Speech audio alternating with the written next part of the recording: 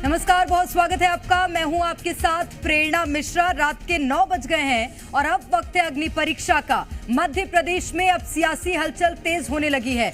दिग्गज नेताओं के दौरे देखने को मिल रहे हैं और अब सीट शेयरिंग फॉर्मूला भी राजनीतिक पार्टियों के सामने आने लगा है। कल कुल मिलाकर हर राजनीतिक दल अब चुनावी रण में उतरने के लिए पूरी तरह से तैयार हो चुका है। इस बीच सवाल ये कि क्या बीजेपी का 29 सीटों पर जीत का दावा सटीक साबित होगा? क्या एक सीट पर सिमटी कांग्रेस बढ़त बना पाएगी? अब अगली परीक्षा में आज बात इसी मुद्दे पर।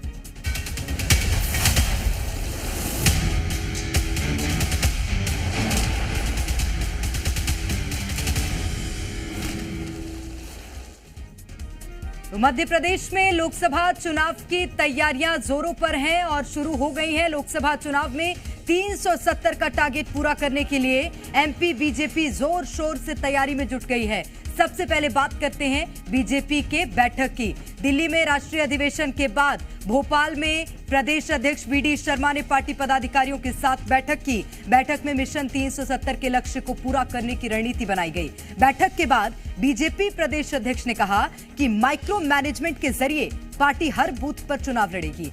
और प्रदेश अध्यक्ष ने कहा कि 25 फरवरी से 4 मार्च तक पार्टी कार्यकर्ता प्रदेश के हर हितग्राही तक पहुंचेंगे। माइक्रो मैनेजमेंट के साथ हम इस चुनाव में प्रत्येक बूथ पर चुनाव लड़ने के संकल्प के साथ और प्रत्येक बूथ पर जीत हासिल करेंगे। इस पर आज हमने तैयारी शुरू की है। 25 तारीख से 4 मार्च तक, जिसमें मध्य प्रदेश ने 2, 3, 4 मार्च को मध्य प्रदेश के प्रत्येक हितग्राही तक जो केंद्र सरकार राज्य सरकार की योजनाओं के लाभान्वित हमारे हितग्राही जो हमारी ताकत है, उनसे संपर्क का अभियान भारतीय जनता पार्टी करेगी। एक तरफ बीजेपी की बैठक में तय टारगेट पर मंथन किया गया, तो वहीं दूसरी ओर कांग्रेस ने सपा के साथ गठबंधन कर लोकसभा करण जीतने की तैयारी की है। इसके लिए सीट शेयरिंग फॉर्मूला भी बना लिया गया है और कांग्रेस ने सपा को खजुराहो की सीट दी है, जहां से सपा का प्रत्याशी चुनावी मैदान में उतरेगा। एमपी में सपा कांग्रेस के सीट शेयरिंग पर बीजेपी ने तंज कसा है। बीजेपी प्रदेश मीडिया प्रभारी आशीष अग्रवाल ने सोशल मीडिया पर पोस्ट कर कहा कि सपा के लिए खजुराहो सीट छोड़ना बीजेपी के लिए कांग्रेस का वॉकआउट है। कांग्रेस ने लोकसभा चुनाव में जमानत जब्त होने के डर से खजुराहो सीट समाजवादी पार्टी को सौंप दी है। ऐसा कर कांग्रेस ने गठबंधन को भी छलने का काम किया है। वहीं मामले में बीजेपी के प्रदेश अध्यक्ष वीडी शर्मा ने क्या कुछ कहा, वो सुनिए। जिस दल के पास वहां 2% वोट भी नहीं है, कांग्रेस, अब मैं अपने मुंह से कुछ कहूं तो मुझे अच्छा नहीं है, कांग्रेस पूरे मध्य प्रदेश के अंदर 29 की 29 सीटों पर अप्रासंगिक हो गई है। उनके नेता अस्तित्व खो चुके हैं। इंडिया गठबंधन के तहत समाजवादी पार्टी और भारतीय राष्ट्रीय कांग्रेस पार्टी में समझौता हुआ है। उत्तर प्रदेश में 80 में से 17 सीटें भारतीय राष्ट्रीय कांग्रेस पार्टी को दी हैं और 29 में से 28 सीटें मध्य प्रदेश में कांग्रेस पार्टी लड़ेगी। एक सीट पे समाजवादी पार्टी चुनाव लड़ेगी, खजुराहो लोकसभा सीट से। और हम लोग पिछड़ा, दलित, आदिवासी, अल्पसंख्यक के माध्यम से भारतीय जनता पार्टी को हराने का काम करेंगे। तो चलिए सबसे पहले आपको बताते हैं खजुराहो सीट का सियासी गणित क्या कुछ कहता है। बुंदेलखंड संभाग में आती है मध्य प्रदेश की खजुराहो सीट। वहीं इस सीट को बीजेपी का गढ़ माना जाता है। यहां हुए 9 लोकसभा चुनावों में सिर्फ एक बार कांग्रेस को जीत हासिल हुई है। साल 2009, 2014, 2019 में लगातार बीजेपी प्रदेश अध्यक्ष वीडी शर्मा यहां से जीतते आ रहे हैं। पिछले बार हुए चुनावों में वीडी शर्मा को 4,92,382 वोटों से जीत मिली थी। खजुराहो लोकसभा सीट को बीजेपी का गढ़ माना जाता है और अब आपको बता देते हैं कि ऐसा क्यों है। आखिर ऐसे कौन से सियासी घटनाक्रम हुए जिसके चलते इस सीट को भारतीय जनता पार्टी का गढ़ माना जाता है। मध्य प्रदेश की हॉट सीटों में से एक है खजुराहो लोकसभा सीट। यहां से पूर्व सीएम उमा भारती 4 बार सांसद रही हैं। वहीं एक बार कांग्रेस नेता सत्यव्रत चतुर्वेदी को 1999 में यहां से जीत मिली थी, जिसके बाद 2004 में सत्यव्रत चतुर्वेदी को यहां हार का सामना करना पड़ा था। 1990 के बाद से 7 बार बीजेपी यहां से चुनाव जीत चुकी है। राजनीतिक जानकारों का मानना है कि खजुराहो में बीजेपी के वोट बैंक में सेंध लगाना आसान नहीं है और अब मध्य प्रदेश में चुनावी बिगुल फूंकने पर गृहमंत्री अमित शाह खजुराहो से ही चुनावी शंखनाद करेंगे।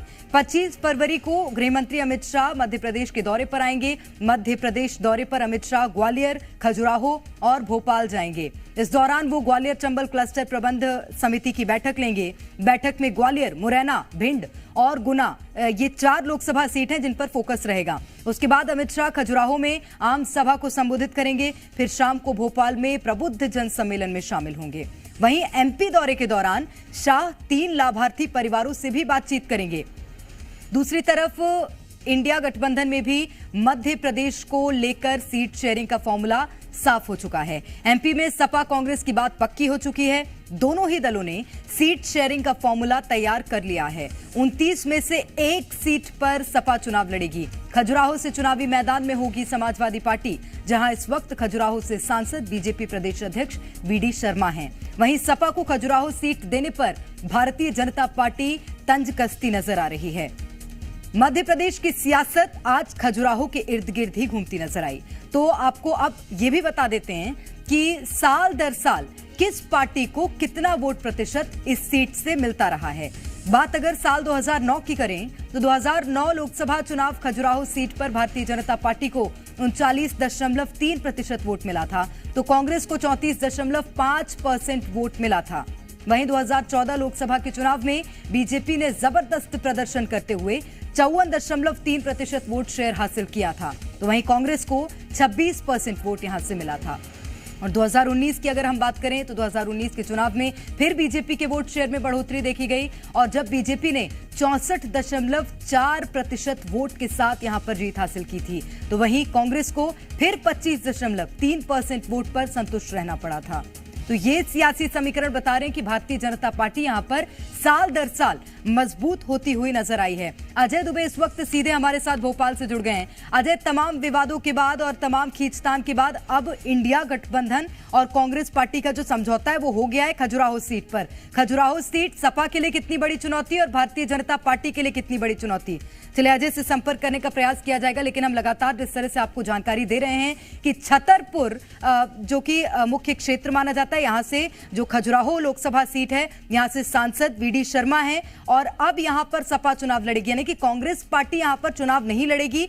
दोनों का समझौता हुआ है और समाजवादी पार्टी का प्रत्याशी यहां से चुनावी मैदान में उतरेगा। वो इसलिए क्योंकि खजुराहो सीट उत्तर प्रदेश से लगती है। मध्य प्रदेश का जो बुंदेलखंड क्षेत्र है वो उत्तर प्रदेश से लगा हुआ क्षेत्र माना जाता है। यहां पर सपा का दबदबा माना जाता है और यही कारण है कि यहां से समाजवादी पार्टी का प्रत्याशी चुनावी मैदान में देखने को मिलेगा, क्योंकि वैसे भी अगर हम विधानसभा चुनावों की भी बात करें तो बुंदेलखंड क्षेत्र ही ऐसा क्षेत्र है जहां समाजवादी पार्टी अपने ज्यादातर प्रत्याशी उतारती नजर आती है। यही कारण है कि कांग्रेस पार्टी और दोनों जब दलों के बीच में समझौता हुआ तो खजुराहो सीट को चुना गया, जहां से समाजवादी पार्टी का प्रत्याशी लोकसभा में देखने को मिलेगा। अजय हमारे साथ एक बार फिर से जुड़ गए। अजय, क्या सियासी समीकरण कह रहे हैं, कितनी बड़ी चुनौती दोनों ही राजनीतिक दलों के लिए, समाजवादी पार्टी, भारतीय जनता पार्टी?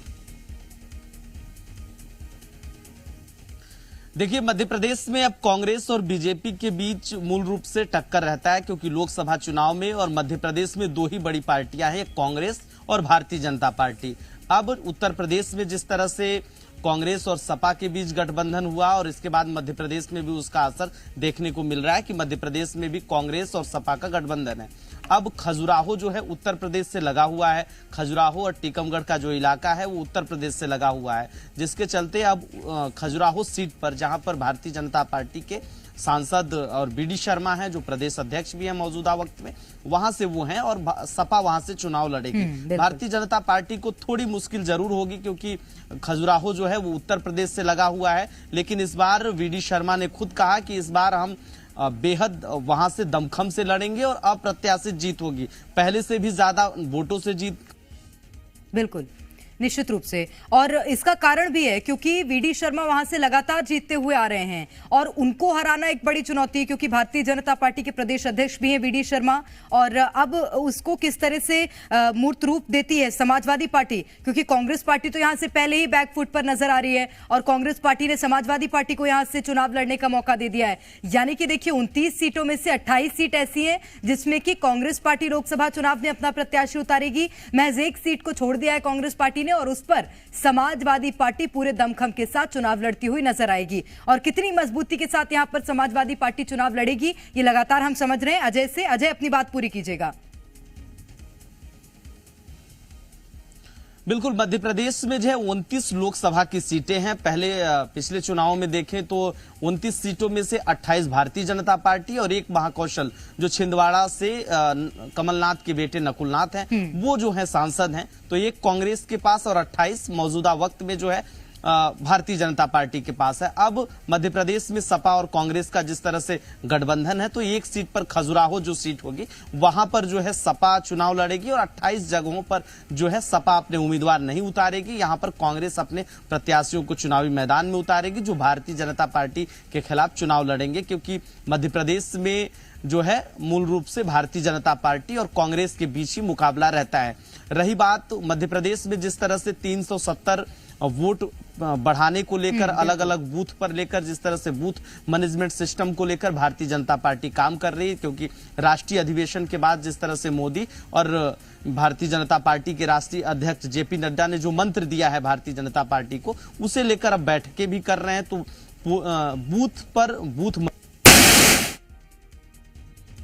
बिल्कुल, और ये महत्वपूर्ण है कि भारतीय जनता पार्टी भी लगातार चुनावी मैदान में एक्टिव नजर आ रही है, लेकिन अब यहां पर जीत किसकी होती है देखना होगा। समाजवादी पार्टी का भी इस क्षेत्र में दबदबा माना जाता है। बहुत शुक्रिया अजय आपका तमाम जानकारी के लिए।